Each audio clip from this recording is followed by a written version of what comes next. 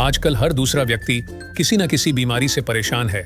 कुछ बीमारियों का इलाज संभव है और कुछ का संभव नहीं है।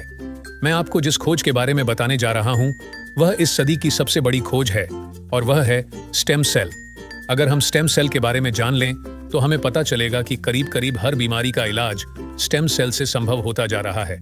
आप इस वीडियो को जरूर पूरा देखें, क्योंकि इससे आपको और आपके परिवार के किसी सदस्य को फायदा मिल सकता है।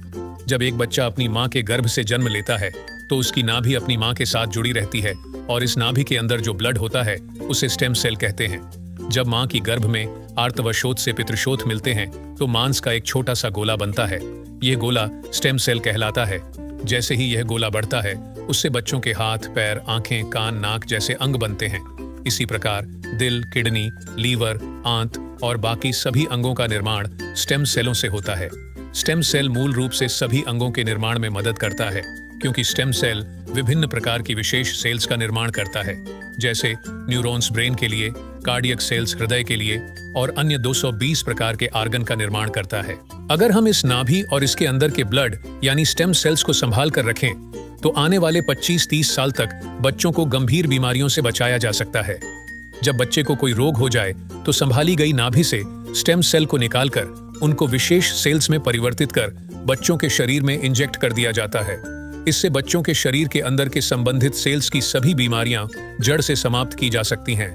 लेकिन इस नाभि को ब्लड बैंक की तरह संभालने और पुनरारोपण का खर्च बहुत अधिक होता है, जिसे हर कोई अफोर्ड नहीं कर सकता। सभी अंगों के स्टेम सेल अलग अलग होते हैं, लेकिन मूल रूप से स्टेम सेल सभी अंगों का निर्माण करने में सहायक होते हैं।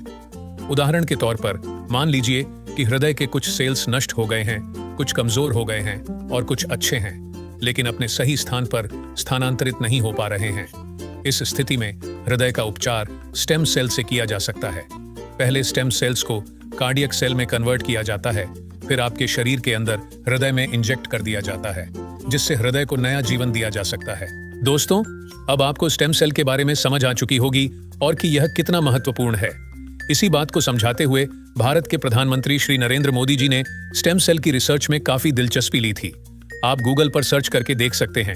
और साथियों, जो स्टेम सेल मां की नाभि के अंदर होते हैं, ठीक वैसे ही कुछ स्टेम सेल फलों में भी पाए गए हैं। यह स्टेम सेल किसी भी इंसान के ऊपर मां के स्टेम सेल की तरह ही काम करते हैं और इसका प्रयोग करके हम किसी भी बीमारी को नष्ट कर सकते हैं। यह स्टेम सेल स्विट्जरलैंड के एक वैज्ञानिक डॉक्टर फ्रेड जूली ने हरे सेब और लाल अंगूरों के अंदर से खोजे हैं, जो स्विट्जरलैंड की विशेष प्रजातियों के अंदर पाए जाते हैं। इस सेब के स्टेम सेल को मालिस डोमेस्टिका और अंगूर के स्टेम सेल को सोलरविट्स कहते हैं।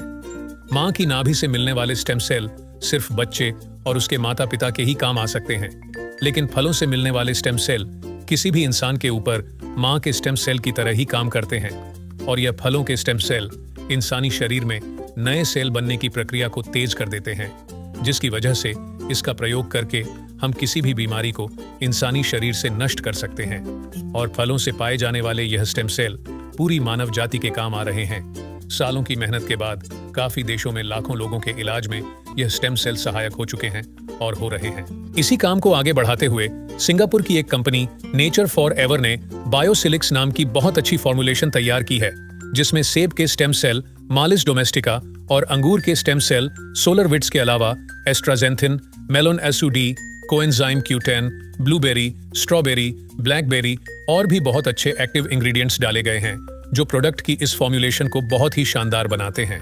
जो कोई भी इस प्रोडक्ट को इस्तेमाल करता है, उसकी हेल्थ बहुत तेजी से सुधरेगी। इस प्रोडक्ट की फॉर्मुलेशन बहुत ही शानदार और अत्यधिक प्रभावी है। खुद को और अपने परिवार को क्रोनिक बीमारियों से बचाने के लिए बायोसिलिक्स का इस्तेमाल जरूर करें और इस जानकारी को अपने सभी दोस्तों और रिश्तेदारों से जरूर साझा करें। धन्यवाद।